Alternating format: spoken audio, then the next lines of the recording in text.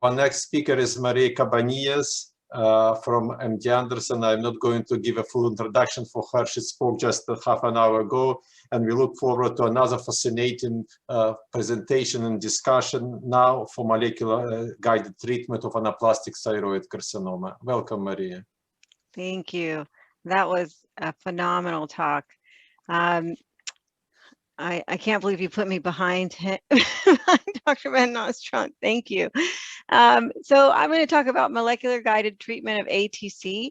And I know everybody's tired, so I'm going to try and not make this make you fall asleep, and we'll try and do this very quickly. But basically, I think everybody in this audience knows that ATC is a deadly disease. Historically, the survival rate was dismal. That has really improved lately. It is a rare disease, thankfully, and but unfortunately, when our patients present, almost none of them are resectable. And the ones that are resectable, they usually it was a, they didn't know they were dealing with an anaplastic when they removed the tumor. So they're staged at 4A, but really, the tumor hadn't come to light as being anaplastic until after that resection. So as you know, because I presented a very similar slide, that as these tumors progress to anaplastic, they retain these driver mutations. This is really kind of the most important thing on this slide. I didn't want to show you the same slide, so I made a new slide. And then they gather these late event mutations. And then these tumors are, they're not even recognizable as thyroid tissue. They have loss of differentiation. So oftentimes they, they don't stain for thyroglobulin TTF1. Only about 60% stain for PAX8. So Jim has shown this this slide already, or this graph. So I'm not going to really go over that again. But just to say that that anaplastic thyroid cancers are genetically more complex than differentiated thyroid cancer. They have multiple mutations most of the time. They have a higher tumor mutation than papillary, but actually when you compare them to other solid tumors such as lung and melanoma and colon cancer, the tumor mutation burden is very low. And so, it's relative to other thyroid cancers that it's high, but relative to other cancers, the tumor mutation is low.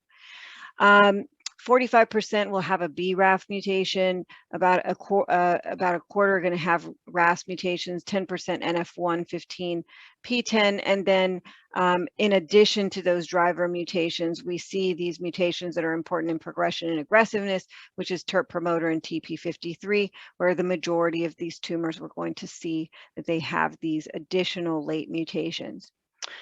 As mentioned before, the ATA guidelines on anaplastic thyroid cancer are out, and you can find them on the website.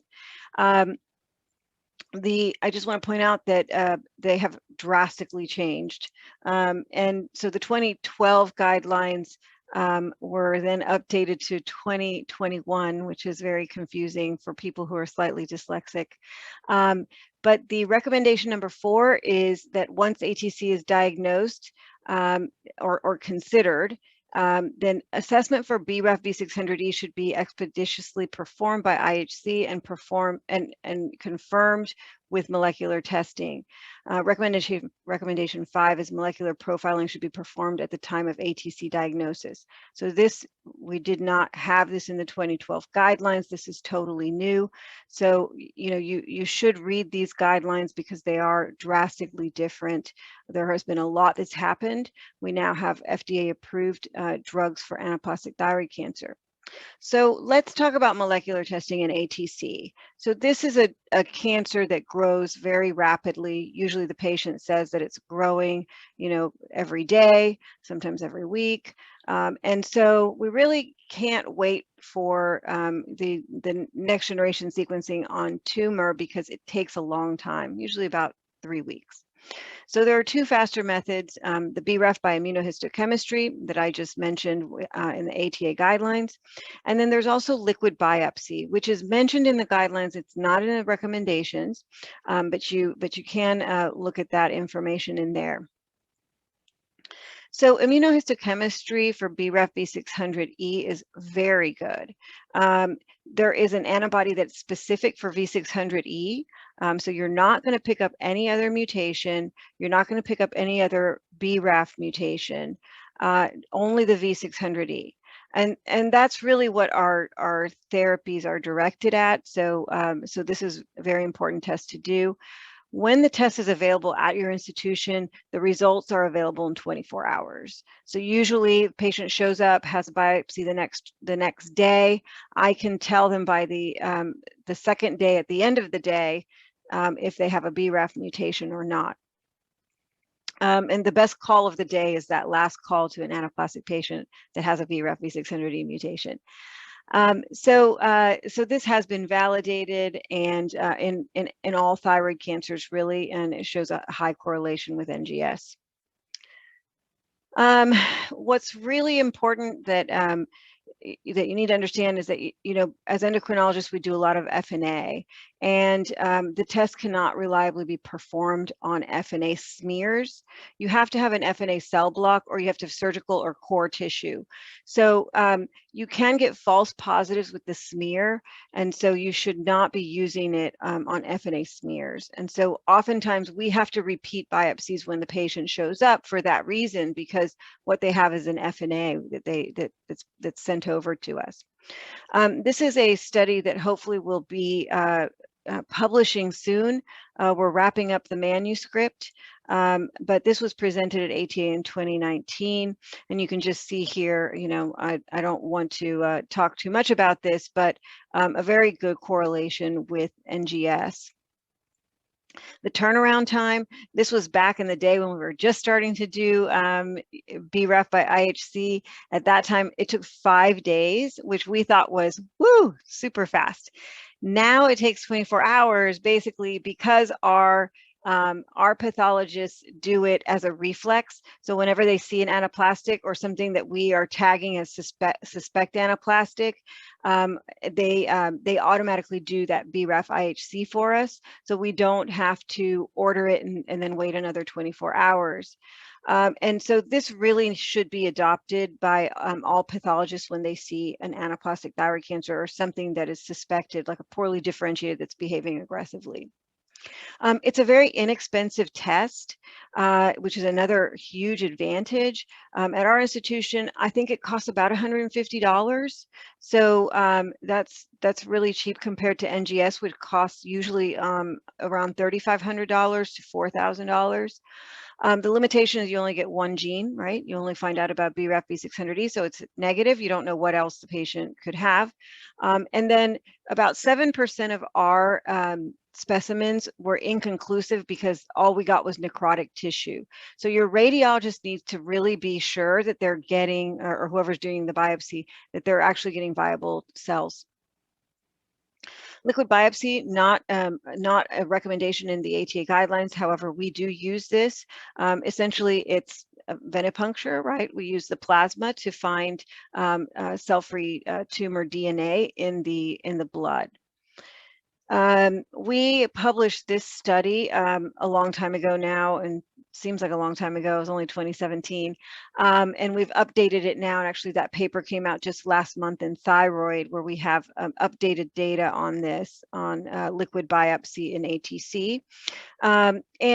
But just, just to show that in patients that are untreated, and I stress untreated because liquid biopsy is very dynamic, right? If you give a patient a treatment, they develop some, resistance pathway, or what you're looking for, like BRAF V600E, has disappeared. Well, you don't know if that's because of treatment effect. It probably is because of treatment effect. And so this is just looking at the untreated ATC patients. They'd never seen any kind of therapy. And then it had excellent agreement for BRAF V600E. The turnaround time is about a week, sometimes 10 days. What I want to talk about next are the molecular targeted trials and novel therapies. So the first one, which we have already mentioned several times, is Debrafenib, which is a BRAF inhibitor in conjunction with Trametinib, which is a MEK inhibitor. And this was FDA approved in 2018 for anaplastic thyroid cancer with BRAF mutation. The publication had 16 BRAF V600E mutated ATC patients, but I think the total cohort was somewhere around 28. You know, it is, I warn you that it is somewhat biased because even though I warned the company that this was going to be problematic for enrollment, they absolutely required patients to be able to swallow drug. Even though Debrafenib, actually, there was a suspension which was made for children with melanoma, but they went with the capsules and tablets, and so patients had to swallow these whole. About 40% of my patients, I would say, are not able to swallow when they first come to see me, and therefore, you know, this is probably biased towards smaller tumors, patients that don't have any tumor in the neck. Maybe it was resected, but they have distant disease. So 69% response rate. We updated the data at ESMO 2018, and we are going to start the process of publishing this updated overall survival data, which was 86 weeks.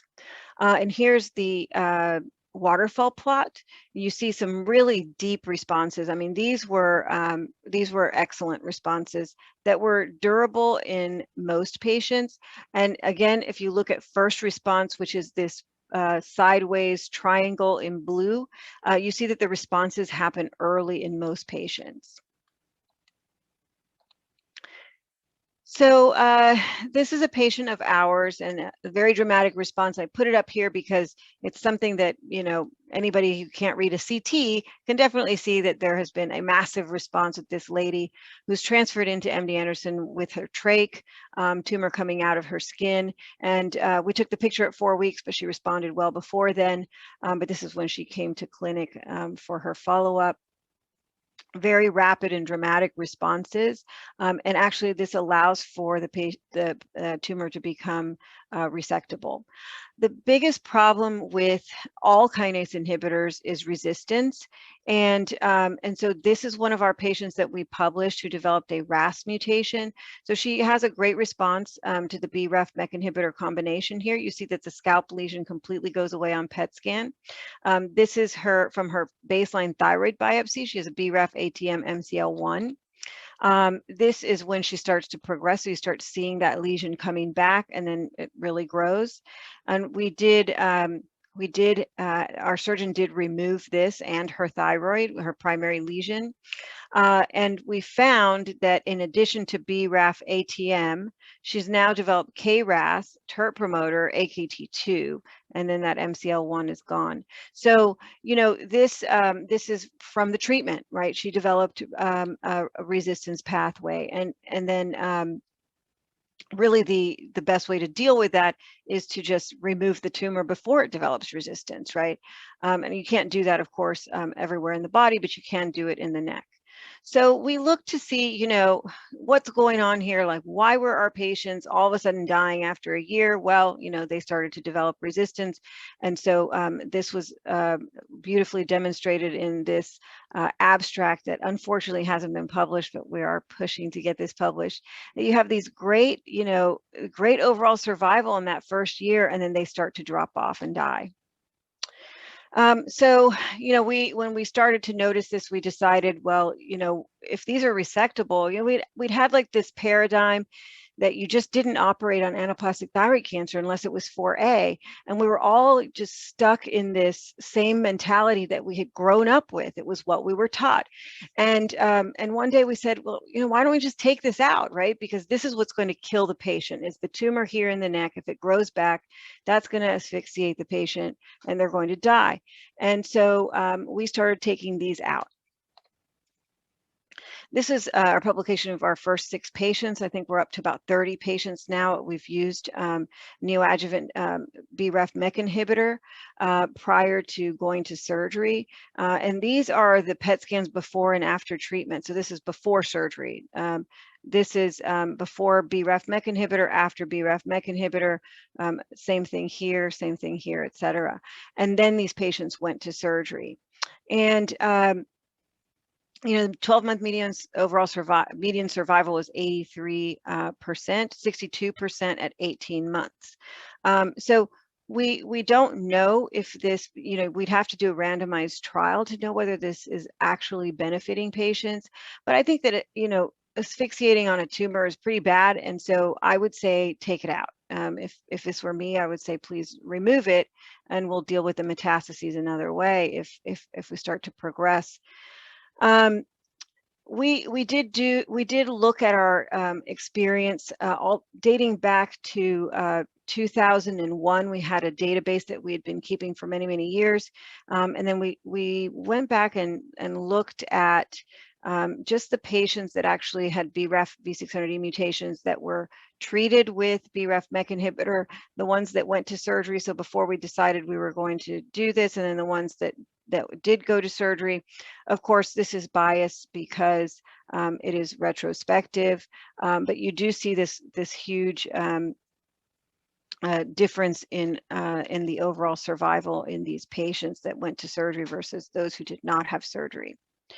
So the ATA guidelines now say that if you do find a BRAF mutation, you start Debrafenib. Of course, it's FDA approved, so you would use those drugs.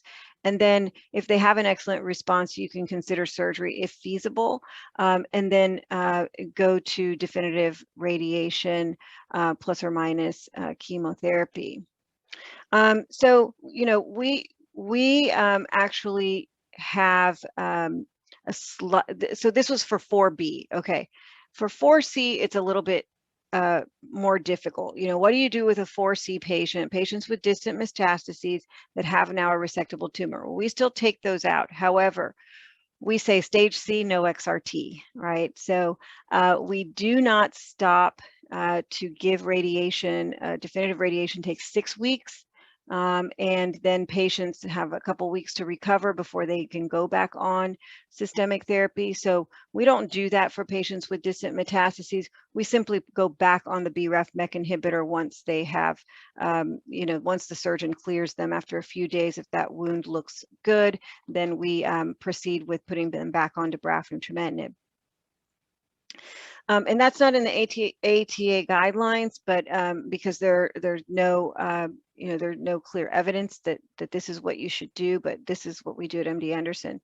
So what about the unfortunate patients that do not have a BRAF mutation?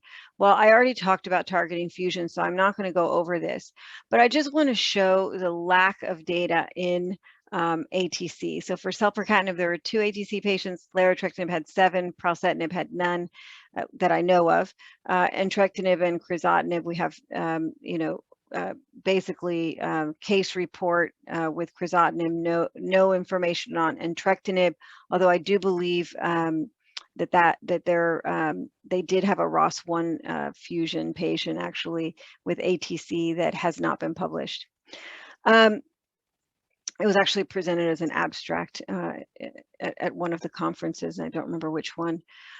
So ATA guidelines do say that in NTRK or RET fusion ATC with stage 4 disease, suggest a TRK inhibitor or RET inhibitor, preferably in a clinical trial if available. And in the clinical trial is because we don't have a lot of data to support it.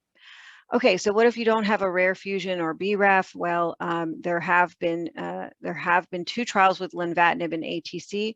Lynatinib is approved in Japan and in China for anaplastic thyroid cancer. It was based on this study, which showed a median overall survival of 10.6 months. When we did the study here, we opened a phase 2 Lynatinib in the US, and it closed early for futility, so we had only 1 responder.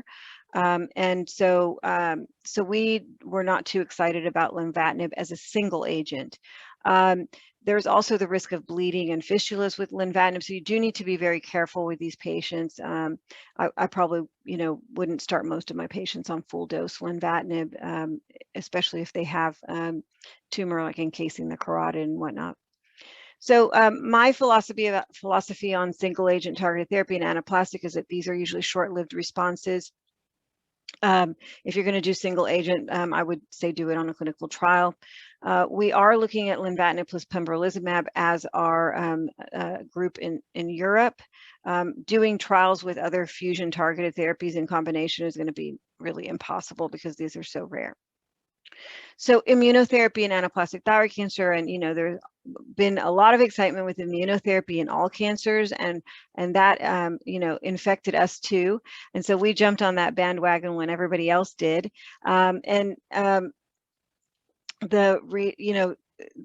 there's been this really nice study with spartalizumab, which is an anti-PD-1, PD-2 in ATC. 42 patients were enrolled. The response rate doesn't look like much, 19% by RECIST, 24% by IRC. But there's something really interesting to learn from this that I'll show you in a moment. I do want to stick this caveat in there that there was only one partial response in BRAF mutated. I would not use single agent immunotherapy in a BRAF mutated patient. Those patients need to be on BRAF MEK inhibitors if they can be.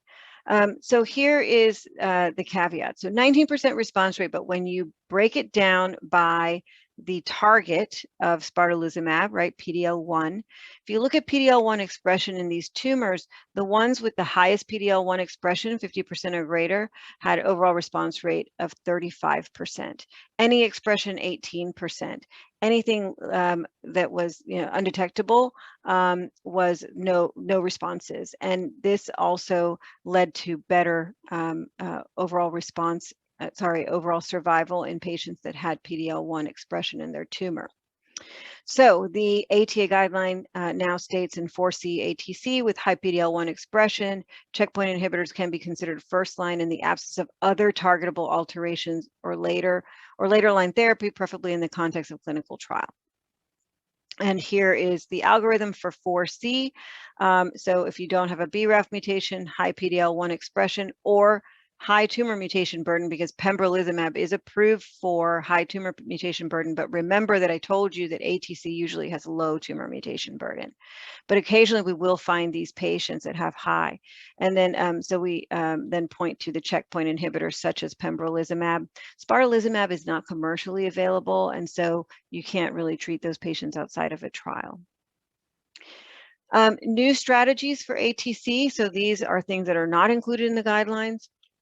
When we realized several years ago that single agent targeted therapy like Lynatinib or even Debrafenib, these patients started to develop resistance, we started adding immunotherapy at progression, and we saw additional responses. So this was looking at the response since adding the immunotherapy at progression. We saw 42% response rate, small series, but it looked pretty interesting to us.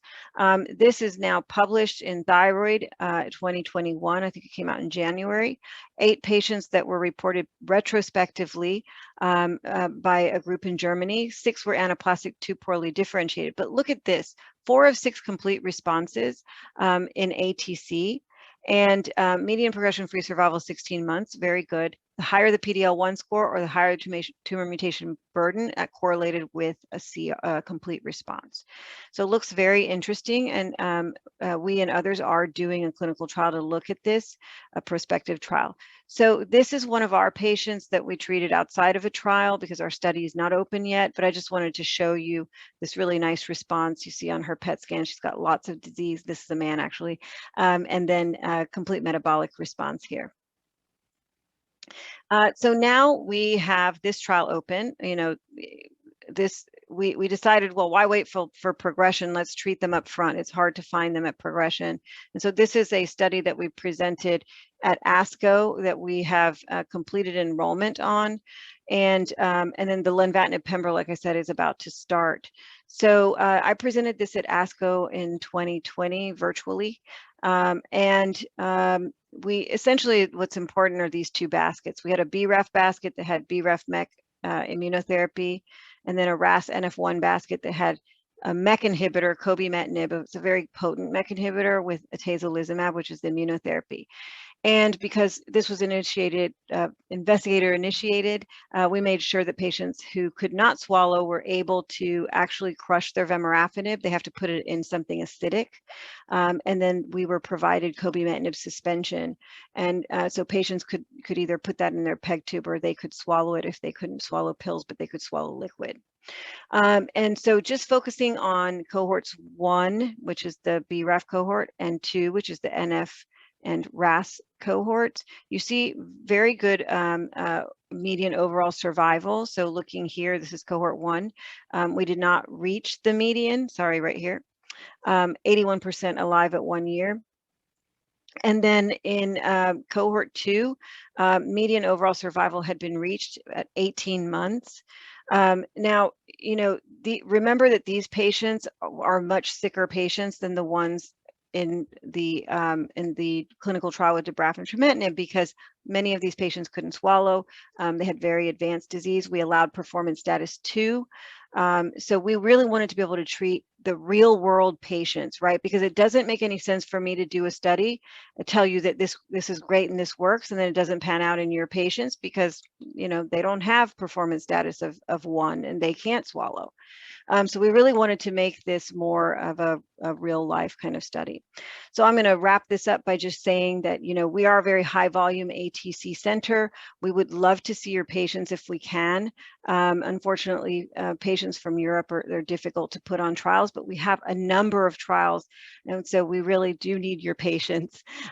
This trial is wrapped up for ATC, but we still have the atezolizumab trial. That's the one I just showed you, for poorly differentiated thyroid cancer with NF1 or RAS mutation.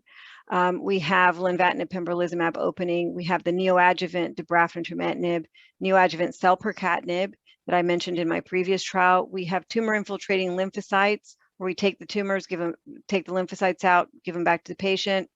Adjuvant pembro for stage 4B patients that have, you know, treated disease with radiation. We have a bispecific antibody that's opening hopefully later this year, and a CAR T cell study where the primary site is Cornell. They're open and we're not. So I'm not, you know, I don't think I need to go over this summary. You can probably just read it there, but basically it's really important that you check all of your patients for BRAF, and you do that very, very quickly. And resistance is going to happen. So, you know, other approaches really are needed. And we need to continue enrolling to clinical trials, because it's the only way we can get drugs approved for our patients, and that benefits other patients that come later on. So with that, I'll end here and I'll just show you our really fantastic team, very dedicated team who sees these anaplastic thyroid cancer patients. We kind of drop everything to see them, and so they are our secret sauce here. Thank you.